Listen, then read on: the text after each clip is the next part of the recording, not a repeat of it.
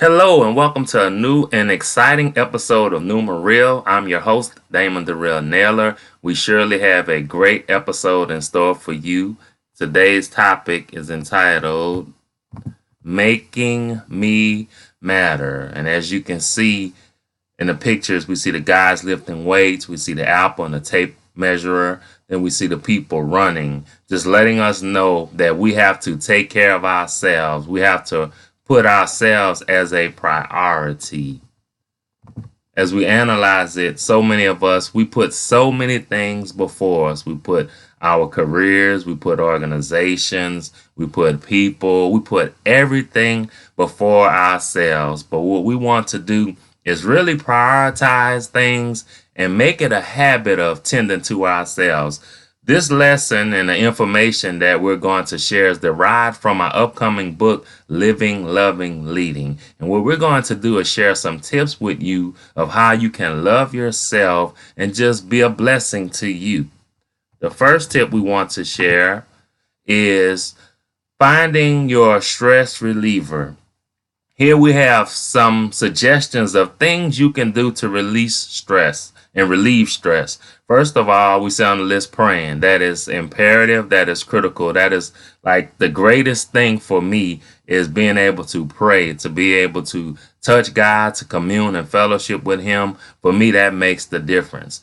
The next thing we have is meditating. This is where we're speaking inwardly within ourselves. I always suggest that people find some scriptures, some positive sayings, some inspirational quotes, and you just speak them to yourself when you wake in the morning, during the day, and before you retire at night. That way, when you start off the day with it, it helps you throughout the day. As you're doing it throughout the day, it helps you as you go throughout your day. And then finally, when you do it before you go to sleep, while you're asleep and you're in your subconscious state, then those things that you're meditating on are still feeding you.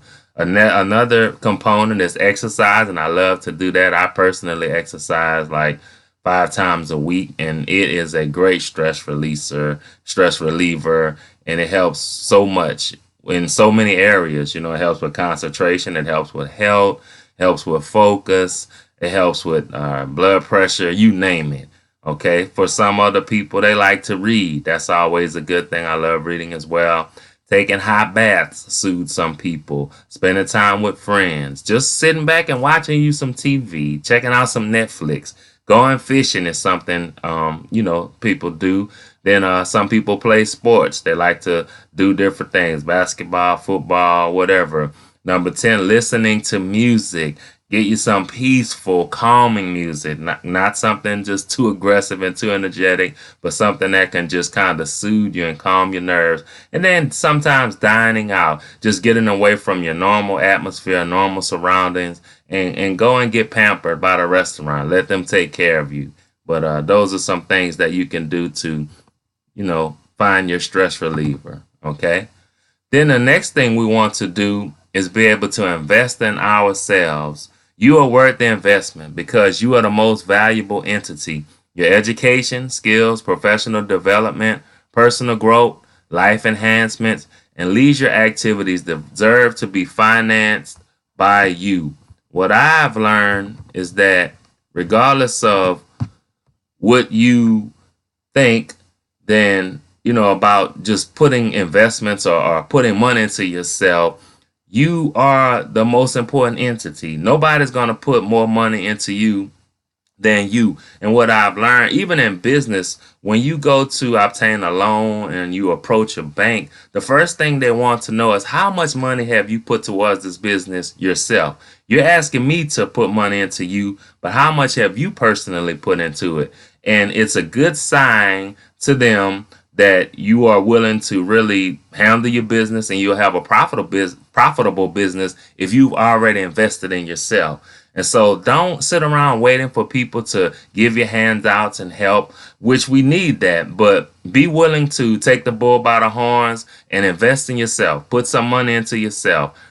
Pay for that book. Pay for whatever project you have coming up. Save your money. Put some aside and put some into yourself, even for just some fun activities. Go on that vacation you've been wanting to go on. But just put that money aside, put it into yourself, okay? The other thing we want to look at is pampering ourselves. Make a habit of treating yourself to some guilty pleasures. Whatever you desire, indulge in it as often as possible. Always remember, no one will celebrate you like you. Pat yourself on the back, throw your own parties, and enjoy you to the fullest. I know myself, I did this years ago. I had conducted my own listening showcase / birthday party. And what I did, I was releasing a CD and I timed it with my birthday that same month at the end of the month. And what I did, I literally invested in myself. I rented a local facility, our civic center. I got a catering service to come through. I sold tickets. I got a steering committee to help me plan it.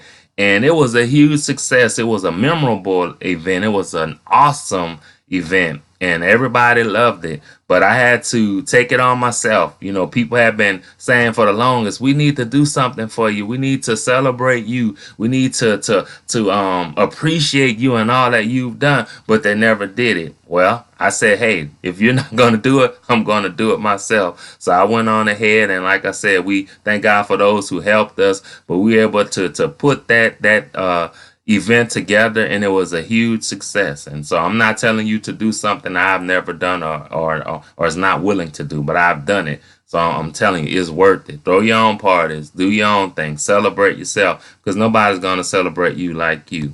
Okay. And then the last thing, if we're not careful, we will have patience with everyone but ourselves. We can sometimes be very critical of our mistakes and shortcomings, yet extend grace to others by overlooking their flaws. We shouldn't beat ourselves up over every little thing, but we have to give ourselves space to make mistakes and time to make amends. So what happens sometimes if we're not careful, we'll take and we'll put we'll be patient with everybody else. You know, when people do us wrong or transgress against us, we'll be okay with it. We'll forgive them. We'll give them space. But at times we take and we set the bar too high for ourselves. Our expectations are oftentimes unrealistic. They're too high, and we sometimes desire or put a bar on ourselves where we expect ourselves to be perfectionists and to get it perfect and to get it right every time. No, we're going to make mistakes. We're going to have some failures. We're going to just screw up a lot of times. But what we have to do is make sure that we understand that, give ourselves some grace, give ourselves some space to make amends, to fix things. Allow yourself to rectify situations that you mess up. You know, when you make a mess up, when you make a boo-boo, as they call it, just give yourself some time and some space and grace to fix it and recover. You know, eventually you will recover, but make sure to be patient with yourself. Of course, be patient with others, but most importantly, be patient with yourself. Well, we truly thank you for tuning in to Numeril. As always, we ask that you continue to get the word out. If you want to support us in any way, just hit us up there. We have all of our information at the bottom in the description for the video. But we appreciate you tuning in. We ask that, believe and pray that God will continue to bless you and yours. And thanks again. So be blessed.